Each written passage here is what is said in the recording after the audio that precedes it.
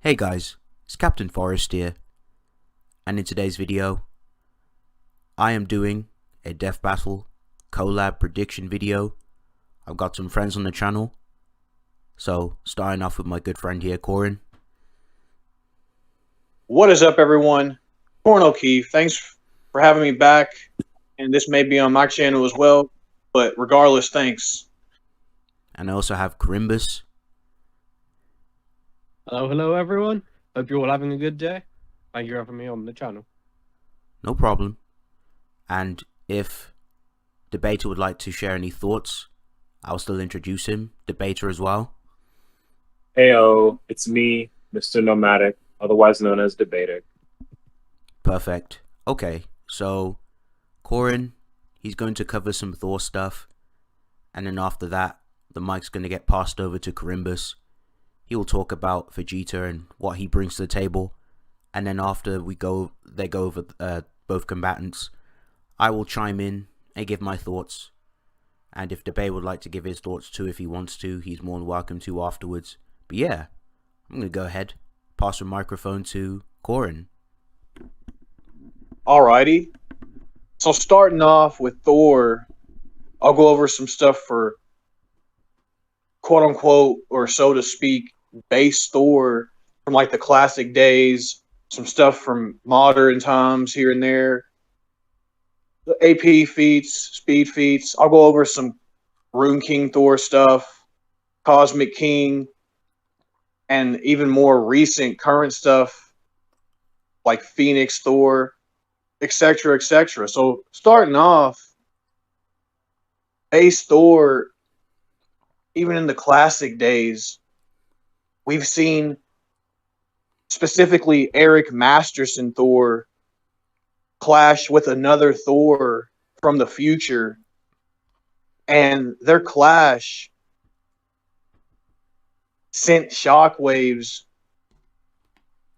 across the entire cosmos and affected all planes of reality simultaneously. Now, this is impressive because when you look at the totalities of realities in Marvel, they contain higher infinities greater than the previous infinities ad infinitum. And we also know, this is shown in Howard the Duck, one of Howard the Duck's comics, a universe comprises a whole multiverse and its metaversal spaces. So, right off the bat, this feat could easily be argued as anywhere from multi-plus to high hyperversal very easily. Now, around this same time, we also see Thor fight the World Snake. Now, in this fight with the World Snake, excuse me, they actually shivered the 9 realms.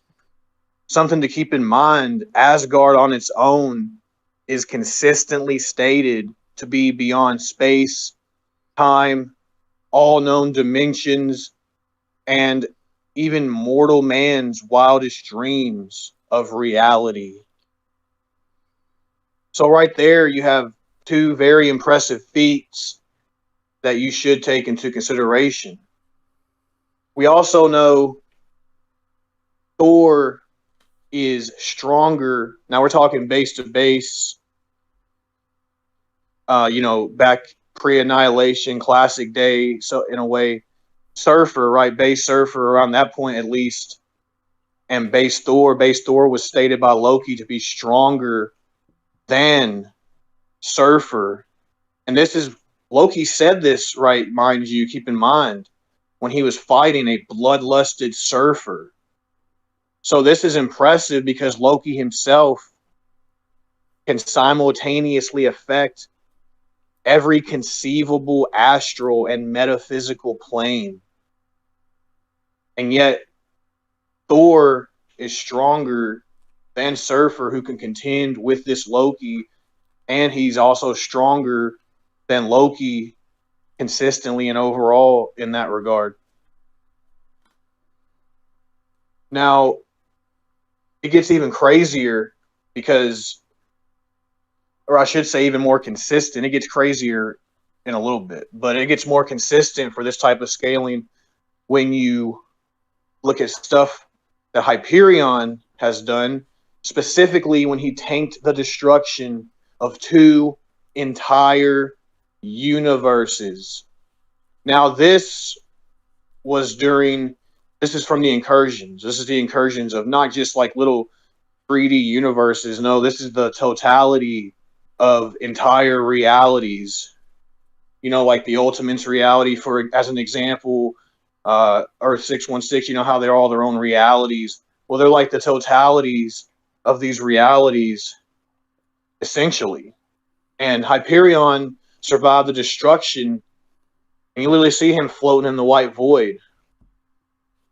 This is crazy because, again, so to speak, base Thor is easily in the ballpark, same ballpark as Hyperion.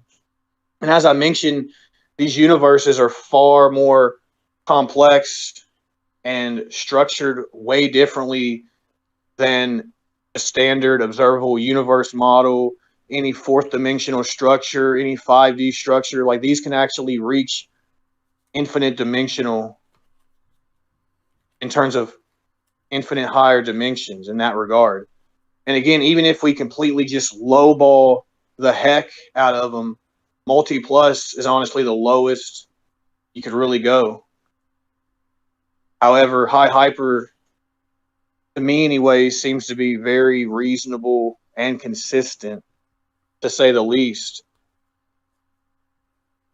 Or even outer. You could argue outer versal. Again, because Asgard itself is consistently depicted as beyond space time, all known dimensions, mortal man's wildest dreams of reality. And yeah, it just pretty freaking consistent when you really break it down. We also have stuff like Hulk.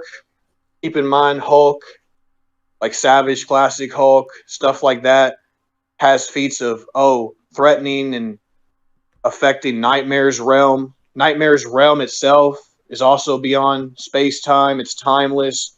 Everything in his realm is metaphor, etc., etc. So, once again, consistency. Hulk also destroyed Nightcrawler's entire dimension in his battle with the Nameless One. And again, Thor has consistently fought Hulk throughout the years, has even beat him more often than not. Hulk's got some obvious W's over him as well, but more often than not, Thor has demonstrated to take a few more W's at the end of the day. So, very good scaling for Thor. Very good indeed. Now, if we move over to Rune King Thor was able to become powerful enough to go up against those who sit above in shadow. He was able to stop the Ragnarok cycle, right? That's connected to the world tree, and in turn, the entire multiverse. Those who sit above in shadow are beyond the multiverse. They exist in a part of the outside, or the land of could it be, should it be, in an area within this large, non-existent realm beyond eternity himself. Now, Rune King Thor also obtains a level of omnipresence. This, in terms of AP, would also put Thor as Rune King around the, at bare minimum, high outer versal ranges, if not far higher. Even if you want to go just downplay to the bone, you really can't get any less than outerversal. I mean, eternity himself is above the in-betweener, and the in-betweener is literally the concepts of concepts. He literally walks beyond all dualistic concepts. Eternity would smack him in the face. It's actually a misconception that some people have, that all in-betweeners above eternity because of some vague, classic statement, but that's completely not the case. It's very consistent that eternity is depicted above the in-betweener, and eternity is shown to just be beyond other realms as well that are beyond concepts of space and time, like the macroverse. The macroverse is above multiversal physicality. That's below eternity. At the seventh and eighth iterations, it's absolutely insane when you really think about it. Marvel's just a lot higher than a lot of people give it credit for, or at least some. And again, even the in-betweener alone, who is not necessarily top tier in the verse at all, he already transcends all dualistic concepts. He is a concept of concepts, and eternity can just rot him, right? So just that alone really just goes to show that Thor is not lacking whatsoever in terms of AP or anything of the sort.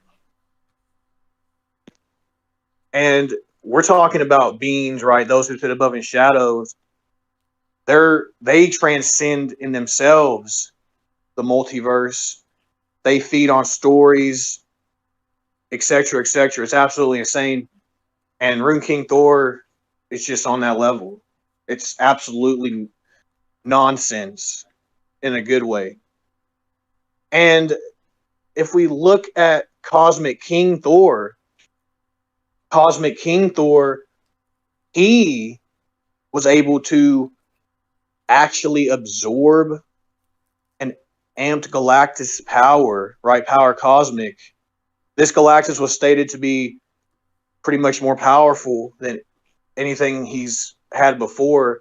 This would at least bare minimum apply to his Devourer self, even if you don't want to say Lifebringer, which you could argue Lifebringer. This at bare minimum applies to his Devourer self.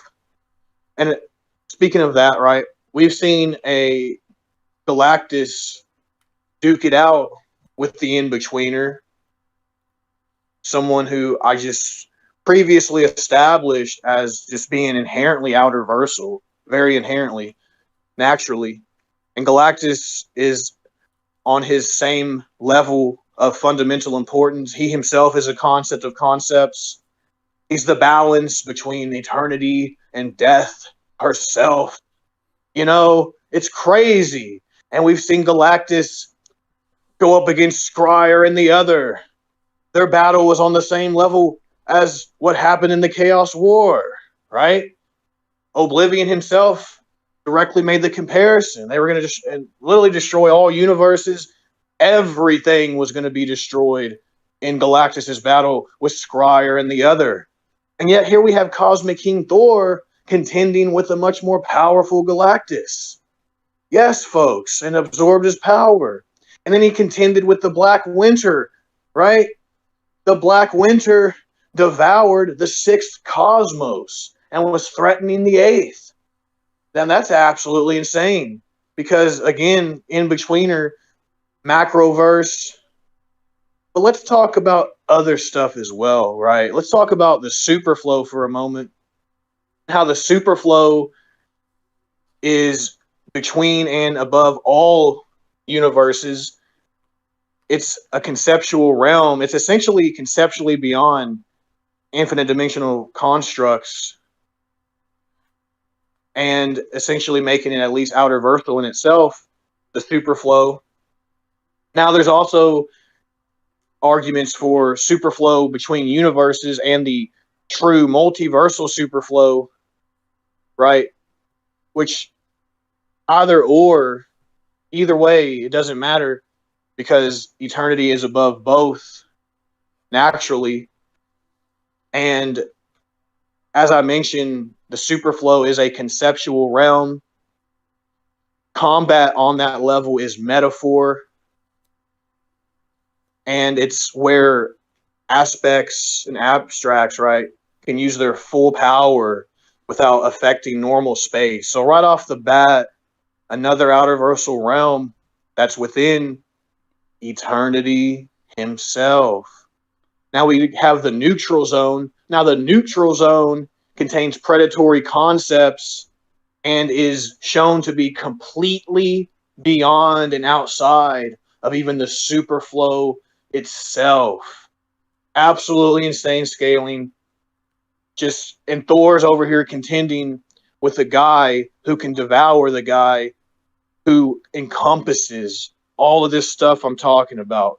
It's quite insane when you really think about it under a critical lens. Now, we also know Thor, Cosmic King. He was able to go up against Null. He contended with Null to an extent. He bashed his jaw. He dislocated his jaw one good time. Null had to get the all black out and rod him in the back with it, nullify that immortality for a moment, make him watch his world burn. You know, in King in Black. Good read in its own right. This is insane because Surfer fought the Griever at the end of all worlds, who also scales above eternity. Surfer fought him for a few minutes, yet he didn't really want to smoke with Null, and Cosmic King brought the smoke straight to him. He brought the hammer down. So, pretty insane stuff. Null also rods Celestials, you know, like they're nothing. He gave Celestials the big rod, helped them create all black. So, Cosmic King is definitely not lacking whatsoever. Now, current Phoenix Thor, even more powerful than what I just previously mentioned. And the Phoenix in itself, right? Phoenix, for the record, is obviously another one of Thor's mothers. That was revealed in more like modern times, more recent comics. The Phoenix is one of Thor's mothers. But the Phoenix in its own right is insane, right? It's pretty much the avatar for the White Hot Room. The White Hot Room itself being in the mystery, it's like with it part of the mystery, which is beyond even the far shore. The far shore is beyond even the neutral zone. It's at the edge of everything, literally at the edge of everything, beyond all levels of time, space, life, death. It's just raw, far nothingness. And the mystery and White Hot Rooms beyond that. And the Phoenix is essentially like the avatar for the White Hot Room, and it picks host, this and that, and the third. And current Thor is just absolutely insane, crazy scaling. He just upscales all this other stuff, and the Phoenix amp on top of his own, along with going up against Mjolnir recently. Yes, I'm not going to get into too many spoilers. I recommend y'all going to see that, going to read these comics, keep up to date. But just keep in mind that Thor is not lacking.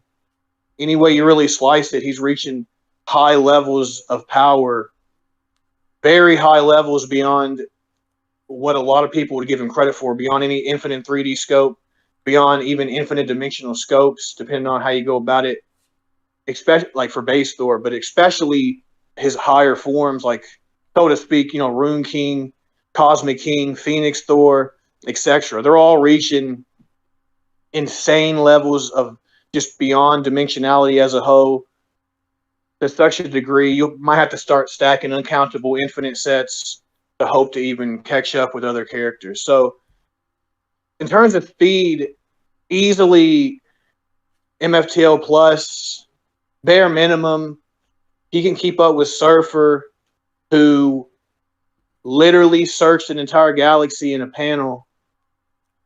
Pretty insane. That means he had to go to each like planetoid, moon, probably planet, all this other. If he sensed life on an asteroid, he had to go to an asteroid. He searched an entire galaxy in like a second. That's insane. Obviously, the Marvel universes have several upon several statements of being infinitely large, and Surfer and Thor can both cross these infinite distances in a finite period of time. So infinite speed. Surfer and Thor can both time travel thanks to their speed. It's more blatant for Surfer, but Thor does have feats, especially like in the classic days, like in base, swinging his hammer at a certain speed, he can time travel. But regardless of that, he definitely scales to others who can. And Rune King and Cosmic King are just so far beyond linear time. It would be very far fetched to say that there's some kind of finite or even infinite speed. It would be pretty odd because they're just far beyond our linear jurisdiction of time, just to such a degree. It's unbelievable. So yeah, immeasurable, irrelevant, and we even seen Mjolnir recently go to the farthest edges, like to the far shore, likely, and back in like a moment, like minutes. It went from like to the far shore to Earth and back and all that in a very short amount of time, which is insane. Thor can obviously use his hammer in flight. He can react to it to a degree, and even a weakened Odin could somewhat react to this Mjolnir at this point. So, yeah, with that, I'm going to go ahead and hand the mic over to Carimbus. Let him give some thoughts and some scaling for Vegeta. And then we'll bring up some more like hacksy abilities, stamina, kind of crazy stuff like that here in a little bit. All right. So let's move on to Vegeta. And when going over Vegeta scaling, a lot of it Death Battle have covered before, but not in the biggest, the most extreme way, much like as Korin has been showing off. So we know for a fact, very early on in Dragon Ball, in fact, episode 13 for Dragon Ball Super, we know that Goku and Beerus were able to clash hands in only 4 blows. We're going to annihilate the entire macrocosm, make it an empty void. This is extremely impressive because the macrocosm is more than just a universe. It has the afterlife, and the afterlife has things inside of it the size of the universe or much bigger. An example of something the size of the universe would be heaven. In 3 different guidebooks and a statement from the anime, we know for a fact that heaven is stated to be the same size as the universe. Yet when we're on Snake Way and looking straight up, we can't even see heaven. So the afterlife must be gigantic, in the bare minimum of billions of times the size of the universe to be so massively large.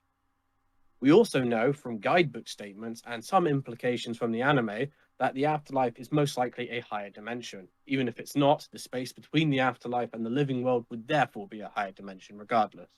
This would mean that Goku and Beerus going to destroy the entire macrocosm is actually affecting a higher dimensional plane on a 4th dimensional scale. We can bring out this much further because we know that Goku gets stronger in the fight. In fact, only moments after this feat, we know that Goku and the Super Saiyan can do a Kamehameha so hard he lights up and nearly destroys the entire macrocosm on accident.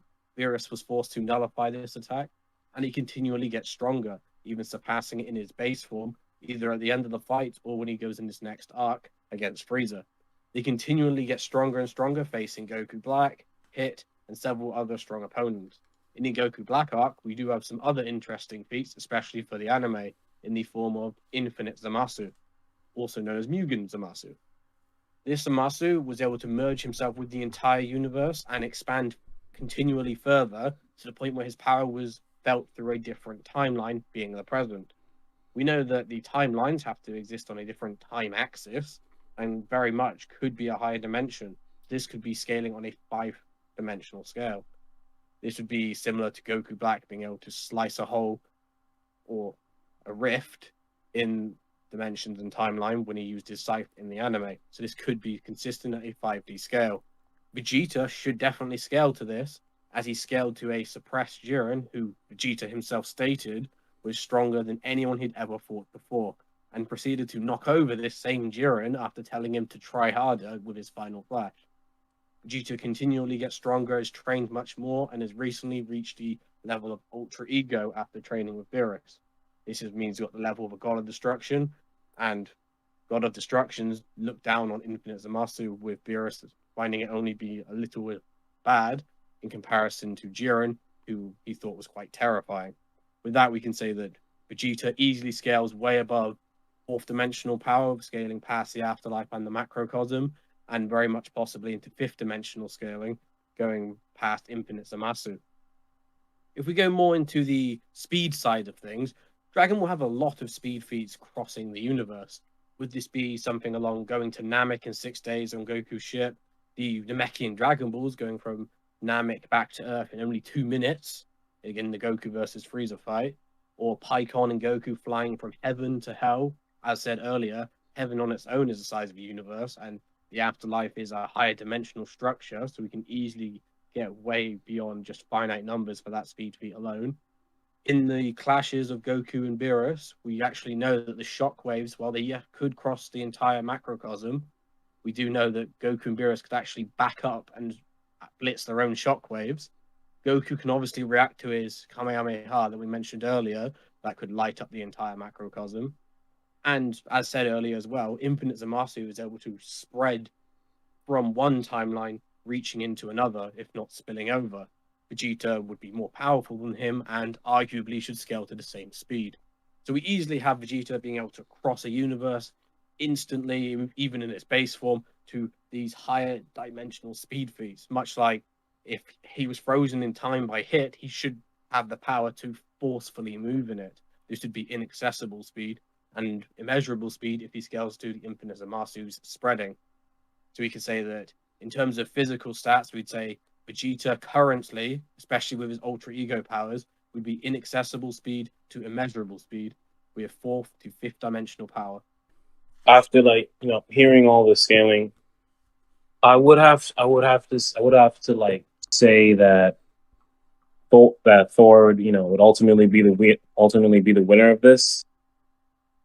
I would also like to note that if this fight does get into a skill confrontation, that based off of what I've heard and what I know about the characters, I would say Thor would bully him. So overall, I think Thor is going to win this death battle. Okay. So I'm going to just quickly talk about some of Thor's hacks and stuff real quick. And I'll give my thoughts as well. So, believe it or not, Mr. Goldilocks here has some pretty impressive hacks. So Thor has the ability to absorb energy that his opponent fires at him. He can redirect it at his opponents with 100 times more powerful force than the attack was originally was. Thor can absorb people's immortality and life force. He's also been able to transmutate objects.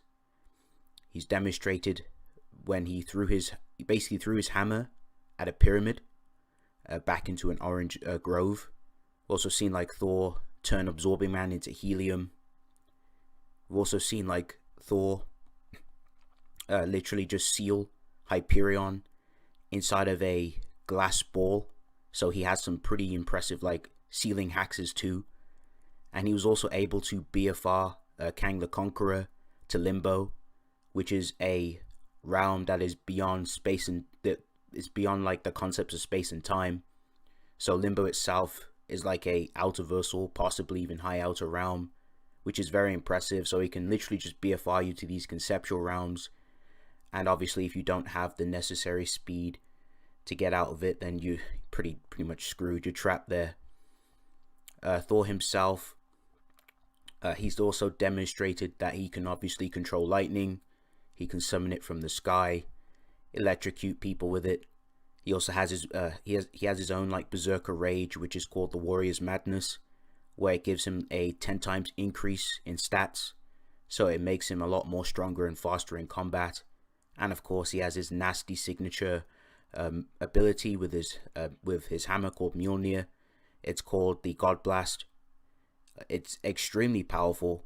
It literally one-shots powerful characters. He also demonstrated this, in fact, when he fought against the Black Winter. Literally God Blast the Black Winter and one-shot that thing, which is pretty impressive. Now, obviously, it does depend on which Thor you go over, because Thor does vary in character.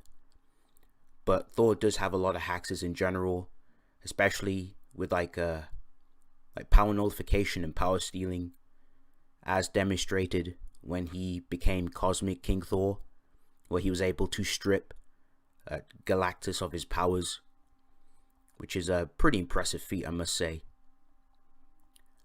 Now, that's pretty much it for Thor.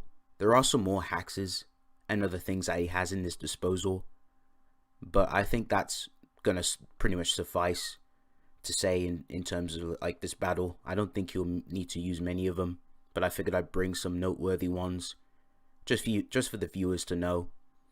So in terms of like battle, I think Vegeta's gonna have a hard time. Thor is just vastly above him in AP. Even if you use like the weaker versions of Thor, like Unworthy Thor, Unworthy Thor's still built different. He's still powerful, even if you lowball him to the absolute degree. You know, he'd be higher into like, he'd be like high hyperversal plus, or even like multi plus if you lowball, but he'd be higher into it. So he had higher AP, speed. He's just way too fast for Vegeta, unfortunately. So he'd blitz Vegeta, even if you like lowball Thor. Thor is just way too fast for him. He has many ways to dispatch off Vegeta, especially with the hammer. And even if we was to not include any of Thor's hexes and just straight up go off with like skill, he's just way too skilled for Vegeta. He'd beat Vegeta in skill pretty easily. Now, as mentioned before, like within character, it's not going to really matter much because he has other advantages to win anyway if we're just using standard Thor, like King Thor. But if we use like Cosmic King Thor is a lot more ruthless, a lot more aggressive, and he will resort to using more hexes in character compared to his other self. So yeah, I think more often than not, I think Thor takes victory. Now, I don't know what Death Battle is going to give them. I don't know what Death Battle is going to mention for Thor. I'd be pretty surprised if they mention some like Uni Plus, maybe some like Multiversal Plus stuff at least. I don't know if they'll mention like very like lower degrees of AP like Star or Solar System or Multi-Galaxy, but I'm pretty convinced they'd probably go higher. But yeah, those are my thoughts at least. All right. Well, Corimbus, you want to give your final thoughts? Maybe give some abilities of Vegeta's, maybe how they fare against Thor, and I'll come in later and give my final thoughts. All right, then. So, in terms of some abilities that Vegeta would have, we go with the more noticeable and more recent ones. The most notable one for any Saiyan is their adaptation, as we all know. They can quite quickly adapt and grow from damage they take. Recently showing, especially in the Goku Black Arc and against Jiren, that they can adapt from taking damage. So if Vegeta was to survive some attacks, he could potentially get stronger and close the gap. However, this massive gap that was mentioned, with the bare minimum being high hyperversal, I very much doubt Vegeta would make very much headway, if at all. That's like trying to reach an infinite number with only finite numbers. It's probably not going to happen. We also know that in the Ultra Ego form, he has the powers of a god of destruction, which are able to erase things from existence, even from time at the same time. So if you erase someone from one timeline, it should erase them from another. However, Thor would probably be able to resist this existing or overpowering beings who are beyond space and time as high as like the superflow. So Thor would most likely resist that. In terms of skill, I think Vegeta has got less skill than Thor, despite his warrior prowess. I think you guys covered that bit very well. I do think Death Battle will go a similar route to it did in the Reverse Flash versus Goku Black video.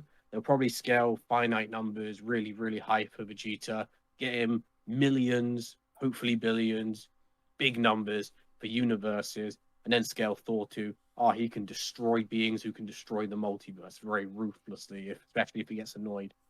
So I think that's the route they'll probably go down. And that's my thoughts. So I'll pass the mic back to Corin. All right. Thank you. So, for my final thoughts, here's how I kind of see it. It's like there's multiple ways, right? So, let's just say this. If they do both only end up getting, like for Death Battle, let's say Vegeta gets scaled above Black, like even higher than what they gave for the previous stuff, for even for like Black, or scale him off Broly, etc. You know, really high into Uni, use the volume scaling, and let's say they only like scale Thor. If they only use, I don't know which Thor they're going to use. But let's just, I'll give a couple scenarios. So if they use the, you know, base like classic Thor, which would be kind of odd because there's a lot Thor's like has other stuff, but I'm just saying if we use like base modern before he started like becoming king or got the Thor force or any other thing like that, for example, or like classic stuff, and they only scaled them, let's say they only scale them to the Hulk feat from like Hulk and Broly, then I mean, you know, Vegeta's going to have the AP edge in their show. That's just how it's going to be in that way. And then I would venture to say, unless they have a new calc, then I likely seeing them in this specific scenario. Vegeta could potentially have the speed as well, especially how much higher he upscales than even Goku Black. So again, it really depends in that specific scenario, which is a route they could go. And if that's the case, Vegeta could just end up being, or they could make it to where, oh, Thor's a little faster. Vegeta is just way stronger, though. He'd be able to like handle all this. Thor doesn't use a lot of hacks in character, or this and that and the third. Again, this is just one hypothetical. So it's just one way it could go. And then if they do use Cosmic Thor, which is if they use the more recent stuff where he fought the Black Winter, fought Null, and at the very least scaled him to multi-eternity or to the omniverse, multiverse, however they want to go about it, then they have pretty much implied that's like infinite. It's infinite. It's an infinite multiverse. Like on their channel, they've implied that. They've even like in recent Scarlet Witch, they brought up, an omniversal scale. So if they have Thor as Cosmic King or even other Thors at this omniversal scale, then that seems to be implied as just way above multi plus. That seems to be more along the lines of like how it's implied on their show. It seems like they're trying to imply it's like high hyper to outer versal or even higher. That's how it seemed to be implied recently. So if that's the case, Vegeta really just doesn't have any chance. If they scale Cosmic King to that, there's just no way for Vegeta to win at all. And because it's like even the entire infinite multiverse, again, easily infinite dimensional. In it, heck, you can, again, as I brought up, totalities of universes can already be argued very easily to high hyper consistently. So, yeah, at the very least for Cosmic King, he would be, I could see them giving him the infinite dimensional multiverse, and that would just outclass whatever they can give Vegeta. Now, if they do, for some reason, say Cosmic King is only like multi-plus, they imply he's like infinite 4D, and they, for some reason, scale like Vegeta out of nowhere to like 5D, then like, I mean, that's a dimensional AP gap. So that's another scenario where Thor could lose, even as, unfortunately, even as Cosmic King, if that's the route they choose to go. But again, based off what we've recently seen and also just how Marvel is really just consistently structured, blatant feats from Cosmic King himself. He is one of the most like pretty much current. Well, he's not the most current, but he's one of the more current Thors, or they might use Phoenix Thor again, who pretty freaking crazy. So it really depends on the AP for me, right? For me, I would say Thor, like Cosmic King, especially Phoenix Thor, Rune King, they solo the entirety of the Dragon Ball franchise. So I would just say that flat out for me. Like I would say they just, any of them individually solo just by existing the entire franchise of Dragon Ball, no matter what scaling you give Dragon Ball. So that'd be me. And if we stick with just like base, so to speak, Thor, even unworthy. I mean, even he has like, again, multi-plus, high hyper feats, even outer versal. Like you can argue his existence naturally is outer versal because of Asgard. If you want to argue it's outer consistently, which I mean, I'm not opposed to. I do it myself, but so I mean, I think Thor stomps. Like I actually think I'm just going to be honest. I think Thor completely dog walks any Dragon Ball character to the utmost degree you can possibly comprehend. I sincerely think that. So now here's the thing, right? Thor, in terms of like, he also has immortality to consider. He's actually very fundamental. He's an archetypal being. Actually, he's actually like in his own right archetypal. He's very important to reality. Like gods in Marvel are fundamental aspects and myths and elemental archetype. Like Thor has been said to be like an elemental archetype, and they've been. It's just so consistent that they are trying to tell that they're definitely trying to tell us that these gods are fundamental. They're really, even if you kill them, they'll be brought back, and this is shown with Ragnarok cycles too, like in the Loki cycle. And look at in Loki 2019, we see like Wolverine, Spider-Man, Thor. Their stories are just stacked. They're so important to reality. Thor, in that regard, is very fundamental, and I just ultimately don't see a way for Vegeta to fully put him down, to like kill him per se, due to how fundamental and important his existence actually is. I don't think Vegeta will be able to meet the requirements to kill Thor ultimately at the end of the day.